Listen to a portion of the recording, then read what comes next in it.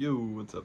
Shooting this on my phone because my laptop microphone isn't working, so I'm gonna figure that out tomorrow. But no, I just wanted to talk about like how to increase your hope. Like, say you see me and you're wondering what's so different about me, and the only difference is I read the Bible, and I pray, and I am so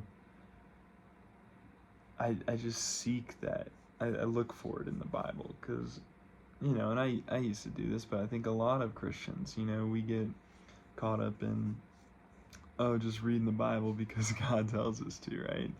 Um, and then you end up missing all the gems, all the awesome stuff in here. I just think about Joseph, right, and his story. Uh, like, he was thrown into a pit by his brothers, okay, betrayed by his family, sold into slavery, uh, betrayed by someone who he served, Potiphar's wife, um, and lied about, like, totally false, absolutely false. Thrown in prison for 13 years, and just had the best attitude. Went to prison and served in the prison, like, oh my gosh, that's crazy. That's crazy hope. Because he knew, you know, Joseph just wasn't just some great guy, right? Like, he knew God was using this to change him, to change the people around him, to deliver him. He knew he had hope because he knew God. And how we know God is through his word. How we learn more about his characters in his word. And it really is, like, I mean, they called Jesus was known as the Word, but in the beginning there was the Word. And in Revelations they tie him again as the Word, and it is just a direct line of consciousness from God. It's it's fantastic. Any you watch these, you see these stories, and you have to hope that he would work in your life, right? Because, I mean, Job and Samson and Joseph and Jephthah and Moses and Aaron and Abram, you see, like, all these people, Daniel, all these people, just, I mean, we're looking at impossible circumstances, okay? I mean, like, I mean, the most famous one is Shadrach, Meshach, and Abednego, and Daniel, right? Like, thrown in the fire, thrown in fire, like, and they cranked it up 7 times hotter than what they'd usually crank it to, because Nebuchadnezzar was so mad, and Jesus got him out of that. And he'll do the same thing for us. We just gotta believe it. We just gotta hope, and we gotta know it. We can't have hope if we don't know it. And that's the sad thing. A lot of people don't know it. And a lot of people just read the Bible to read the Bible, just because God told them to, just because their pastor told them to, just because their friend told them to. And you miss it. You miss the whole point. And that comes, it's a lack of humility, because we don't think this stuff's gonna help us. These stories from thousands of years ago are gonna help us. We think we're in a new age, and those things don't apply to us, and that's just false.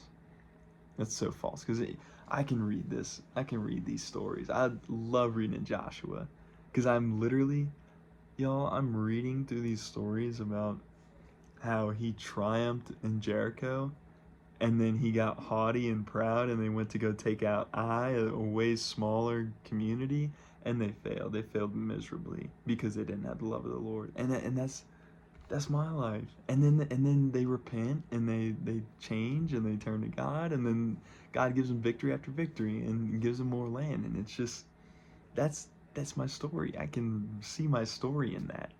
That's not by accident. That's not coincidence. That's a lie from Satan, if that's what you think. If it's, oh, this is all coincidence. Like, no.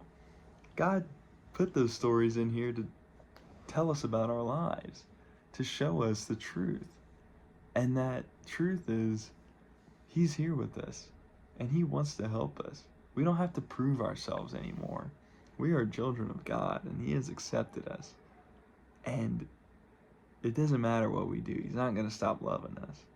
And there's nothing we could do to prove it either. A lot of people say like earn our salvation. Like a lot of people say, oh, you don't do things to earn your salvation. I find myself trying to prove my salvation. I find myself, oh, hey God, you saw that thing, right? That was worthy of a high five. It was worthy of being saved, right? And that's not the point. The point is that we're saved. And we need to learn how to move through our lives in a godly way so that we can show others how to have hope and how to love and how to move through tough situations. Because, I mean,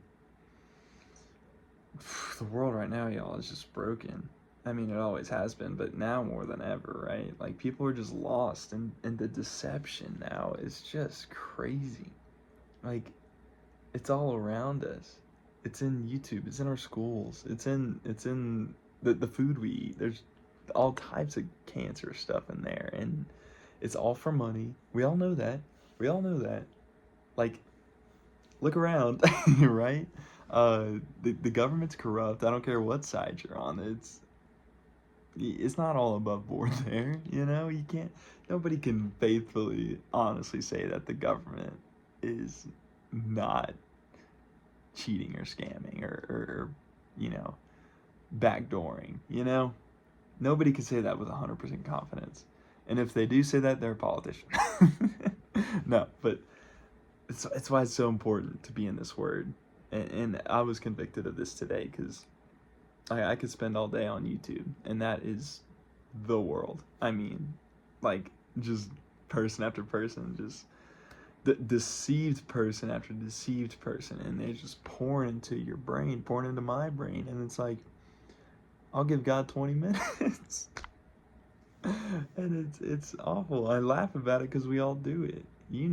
Like, we need to spend more time in the Word than we do in the world. And I'd encourage both you and I to do that. And look for the hope. Look for the hope that these people had, because it's never explicit. Because that's not a good story, right? If you're reading in Job, Job is pretty explicit, but you gotta look for it.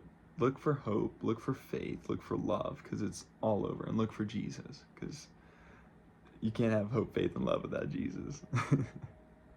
Thanks for watching. Later, y'all.